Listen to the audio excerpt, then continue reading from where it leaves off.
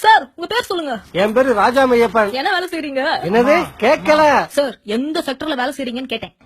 Finance செக்டர்ல தான். ஏய் மாத்தாத investment analyst Maiyappan sir பேசுறாரு. ஓகே மையப்பன் சார், இந்தியால வறுமையை ஒழிக்க உங்க ஐடியா என்ன சொல்லுங்க. இங்க பாருமா, இந்தியாவுல ஏழைகளே இல்லாம போறதுக்கு ஒரே வழி 1000 ரூபாய் நோட்டு 500 ரூபாய் நோட்டை ஒழிக்கிறது தான். சார் என்ன சார் முன்னாடி போக வழி கேட்டா நீங்க பாட்டுக்கு 50 100 பின்னாடி போக வழி சொல்றீங்க. சரி 500 1000 ரூபாய் நோட்டு ஒழிச்சிட்டா மட்டும் இந்தியால வறுமை எப்படி ஒழியும்? அம்மா, நம்ம நாட்டோட வறுமைக்கு காரணம் லஞ்ச பணம், ஊழல் பணம், வரி கட்டாம தப்பா ஏமாத்துற பணம், இப்படி சம்பாதிக்கிறது பதுக்கிறது எல்லாமே 500 1000 ரூபாய் நோட்டா தாமா. நாட்டுல இருக்கிற 20% பேர் தான் 500 ரூபாய் 1000 ரூபாய் நோட்டை யூஸ் பண்றவங்க. மீதி இருக்கிற 80% பேரு 1 2 1000 ரூபாய் நோட்டை வச்சுக்கிட்டு சில்லறை தேடிக்கிட்டே அலையிறவங்க. புரியுதா சார்? சூப்பர் மேட்டர் சொல்றீங்க, கொஞ்சம் நேயர்களுக்கும் புரியுற மாதிரி சொல்லுங்க. அப்ப உங்களுக்கு புரிஞ்சிருச்சாக்கும். சார் என்ன சொல்றீங்க?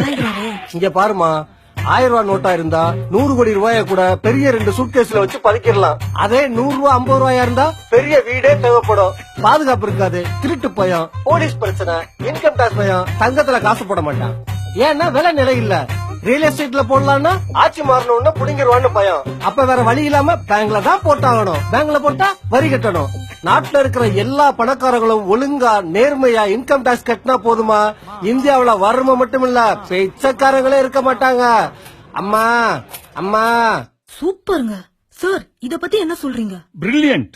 இவர் ஆக்ஸ்போர்ட் யூனிவர்சிட்டியில படிச்சிருக்கணும். இந்த மாதிரி ஆளுதான் நம்ம நாட்டுக்கு பிரைம் மினிஸ்டரா தேவைப்படுது. இவர் எங்க இருக்காருன்னு பார்த்து கண்டுபிடிங்க. Maiyappan sir super, thank you. இருக்கட்டும் இருக்கட்டும்.